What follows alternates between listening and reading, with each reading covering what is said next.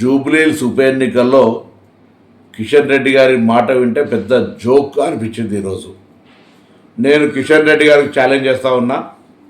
మీరు ప్రాతినిధ్యం వహిస్తున్న లోక్సభ నియోజకవర్గంలో అంతర్భాగం జూబ్లీహిల్స్, మీరు కేంద్ర మంత్రి. గతంలో కూడా ఈ అభ్యర్థే పోటీ చేసినాడు. ఈ అభ్యర్థికి అప్పుడు 25,000 ఓట్లు వచ్చినాయి. ఇప్పుడు 10,000 కంటే ఓట్లు దాటాయని నేను ఛాలెంజ్ చేస్తూ ఉన్నా.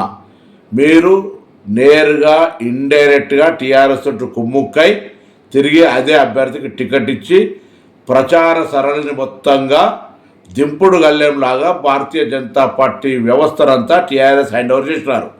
మీ ఎన్నికల్లో వాళ్ళ మద్దతు తీసుకున్న దానికి తిరిగి గురుభక్తిగా ఈ ఉప ఎన్నికలో టీఆర్ఎస్కు లోపాయకారిగా మద్దతు చేస్తున్నారనేటువంటి మాట యావత్ జూబ్లీహిల్స్ నియోజకవర్గ ప్రజల చర్చ.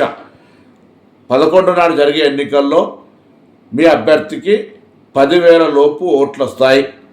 ఛాలెంజ్ చేయదలుచుకున్నారా కిషన్ రెడ్డి గారు అని అడుగుతా ఉన్నాం. భారతీయ జనతా పార్టీ కేంద్రంలో అధికారంలో ఉన్న పార్టీ. ఈ నియోజకవర్గానికి కేంద్ర మంత్రిగా వ్యవహరిస్తున్న మీరు 10 సంవత్సరాలుగా జూబ్లీహిల్స్ నియోజకవర్గానికి ఏమి చేసినారో చెప్పగలుగుతారా అని అడుగుతూ ఉన్నాం.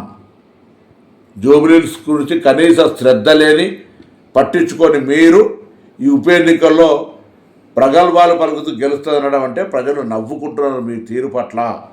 అందుకే వెంటనే ఇప్పటికైనా నిజాయితీగా ఎన్నికల్లో మీ అభ్యర్థిని మోసం చేయకుండా, మీ అభ్యర్థిని ఎదుటి పార్టీకి అమ్మకుండా నిజాయితీగా పనిచేయమని రాజాసింగ్ గారు చెప్తున్నట్టుగా ఆ విధంగా వ్యవహరించమని డిమాండ్ చేస్తూ ఉన్నాను.